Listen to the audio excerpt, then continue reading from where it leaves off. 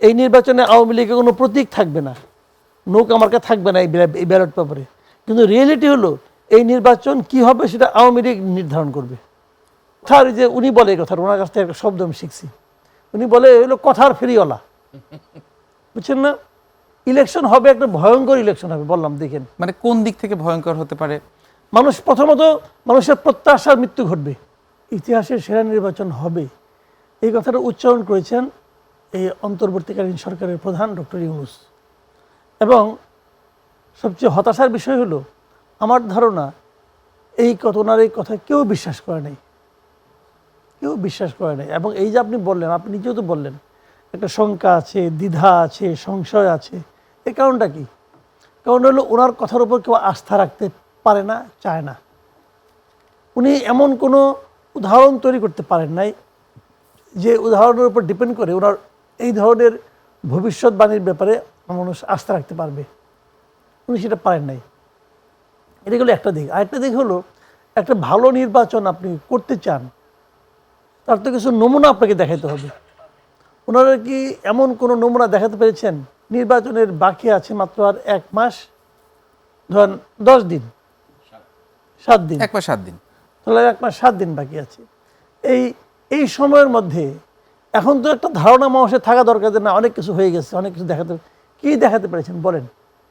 1 মাস 7 দিন আগে একটা বাচ্চা, একটা ছেলে একটা থানায় যেয়ে বলে যে আমরা একজন এসআইকে আগুন দিয়ে জ্বালিয়ে দিয়েছি, কাজে আমাদের ওইটা আপনি এখনই ছেড়ে দেন, কারণ আমরা আপনাদেরকে বসাইছি, আমাদের প্রশাসনের লোক আপনি।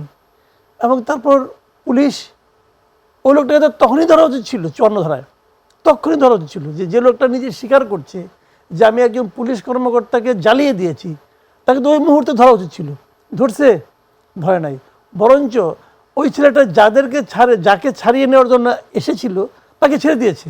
পরে ধরা হলো, আবার জামিনও দেওয়া হয়েছে। আচ্ছা, পরে তাকে ধরা হয়েছে, ধরার পরে আবার জামিন দেওয়া হয়েছে। এখন 2000 টাকা মচি লাগে তারা জামিন দিয়ে দিচ্ছে। কারণ ওই পুলিশ যদি কালকে আবার ওই থানা অফিসে আসে তো ওই ওসি তো প্যান্ট খারাপ করে দিবে, তো প্যান্ট নষ্ট হয়ে যাবে। তো যে ওসির এইটুকু ক্ষমতা, কারণটা হলো কি ও কি পারতো না ওরা এখানে ধরে আটকাতে? পারতো, করে নাই কেন? করে নাই হলো এই সরকার তাকে এমন একটা ধারণা তাকে দিয়েছে, তুমি যদি ওকে ধরো তোমার কিন্তু খবর আছে, তোমার কিন্তু ক্লোজ করে ফেলাবো। তো কে ক্লোজ হতে চায়? কে চাকরি হারাতে চায়? কে আগুনে পুড়ে নিজে জান দিতে চায়? এই জিনিস চায় না পরিবর্তনের। এই যে পুলিশের অবস্থা, আপনাকে তো আগামীতে এই পুলিশ নিয়ে নির্বাচন করতে হবে।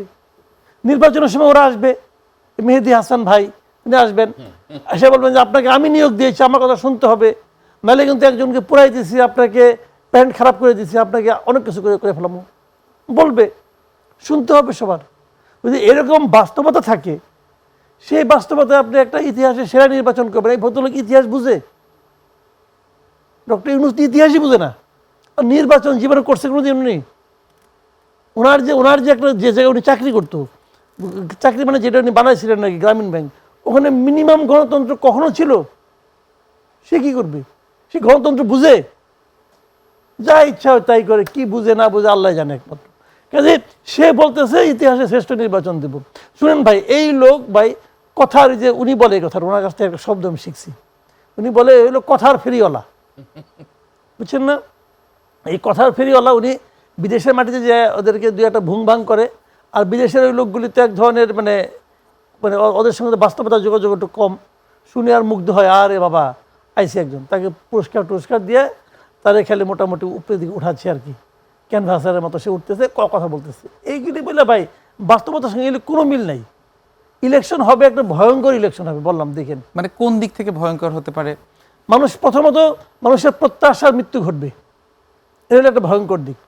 দ্বিতীয়ত হলো যে এই নির্বাচনটা আমি আপনার 2024-এ যে নির্বাচনটা হয়েছিল, ওই নির্বাচনের 15-20 দিন আগেও আমি ওপেন বলেছি যে আমি এটাকে যে নির্বাচনটা হচ্ছে এটাকে আমি নির্বাচনই মনে করি না।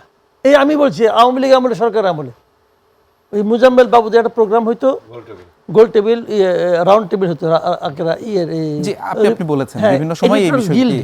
গিল্ডে, আমি একা বলেছি যে এটা আমি নির্বাচনই মনে করি না কোনো, কারণ আপনি যেখানেই ভোট দিবেন ওইটাই আমার লোক, ওইটাই আওয়ামী লীগ। তো এখানেও একই জিনিস হচ্ছে, এই নির্বাচনে আপনি কী করবেন? এই যে নির্বাচনে নিয়ার অ্যাবাউট 30% লোকের ভোটারের কোনো চয়েস নাই, তাদেরকে আপনি বাধ্য করতেছেন তার পছন্দের বাইরে ভোট দেওয়ার জন্য। কিসের নির্বাচন এটা? আমরা এতদিন যে রাজনৈতিক যে চর্চাগুলো দেখছি, আপনার কাছে কি মনে হয়, আপনার বিশ্লেষণ কি বলে যে নির্বাচন কেন্দ্রিক সহিংসতা কি মানে বাড়তে পারে? আপনি যেমন বলছেন প্রত্যাশার মৃত্যু ঘটবে, সেটি কি আসলে ভোটার উপস্থিতির দিক থেকে, নাকি আসলে এই যে নির্বাচন কেন্দ্রিক সহিংসতা, নাকি আসলে সার্বিকভাবে আরো অন্যান্য গুরুত্বপূর্ণ বিষয়গুলো? এটা আসলে ঠিক কোন দিক দিয়ে ঘটবে আমি জানি না। ভোটার উপস্থিতি কম হতে পারে, সহিংসতাও হতে পারে, সব কিছু হতে পারে, কারণ এটা শেষ মুহূর্তে আওয়ামী লীগ কী সিদ্ধান্ত নেবে তার উপর অনেক কিছু নির্ভর করবে। মানে আমি বলি আপনার একটা কথা, এই নির্বাচনে আওয়ামী লীগ থাকবে না, এই নির্বাচনে আওয়ামী লীগের কোনো প্রতীক থাকবে না, নৌকা মার্কা থাকবে না এই ব্যালট পেপারে। কিন্তু রিয়েলিটি হলো এই নির্বাচন কি হবে সেটা আওয়ামী লীগ নির্ধারণ করবে।